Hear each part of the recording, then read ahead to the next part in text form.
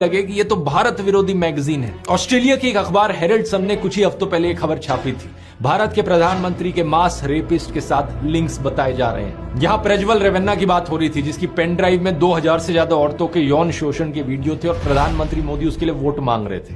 ये जापान का अखबार देखिए, निक्कई एशिया, लिखा है कि भारत के मोदी मुसलमानों के खिलाफ नफरती भाषण देने की वजह से आलोचना झेल रहे हैं। मोदी सरकार के आने के बाद लिंचिंग सी खबरें दुनिया भर के अखबारों में छप रही हैं। CBS न्यूज को देखिए, पालघर वाली खबर है कि कैसे व्हाट्सएप पर एक चाइल्ड किडनैपर की अफवाह फैली और 2 हिंदू साधु और उनके ड्राइवर की लिंचिंग हो गई। 2014 से पहले क्या आपने कभी इस लिंचिंग शब्द को सुना भी था कहीं पर? न्यूयॉर्क टाइम्स में तबरेज अंसारी के मारे जाने की खबर देखिए। हिंदू स्लोगन्स बोलने के लिए मजबूर किए जा रहे मुस्लिम आदमी की भारत में हत्या। प्रधानमंत्री मोदी वैसे तो इतने बड़े क्रेडिट जीवी हैं कि भाग भाग कर हर चीज का क्रेडिट लेना चाहते हैं, लेकिन इन सब चीजों का क्रेडिट कौन लेगा? ये इंडिया की इंटरनेशनल रैंकिंग्स देख लो। ह्यूमन डेवलपमेंट इंडेक्स में इंडिया की रैंक 134, ग्लोबल पीस इंडेक्स 2023 में rank 126, global hunger index 2023 rank 111 नीचे गिरी, डेमोक्रेसी इंडेक्स 2023 रैंक 104 नीचे गिरी, प्रेस फ्रीडम इंडेक्स 2024 रैंक 159 2014 के कंपैरिजन में बहुत नीचे गिरी।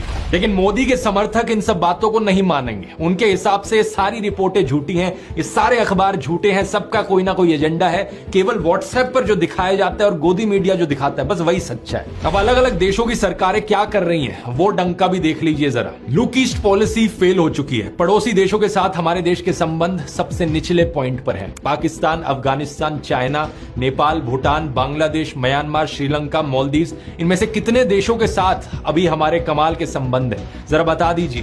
बीजेपी के 2 नेता नुपुर शर्मा और नवीन कुमार जिंदल के आपत्तिजनक बयानों के कारण मिडिल ईस्ट कंट्रीज से सुनने को मिला है। यूनाइटेड नेशंस के सेक्रेटरी जनरल ने सभी रिलीजन्स के लिए टॉलरेंस की हिदायत दे डाली। आखिरकार इन दोनों को फ्रिंज एलिमेंट्स कहकर हटा दिया गया पार्टी से।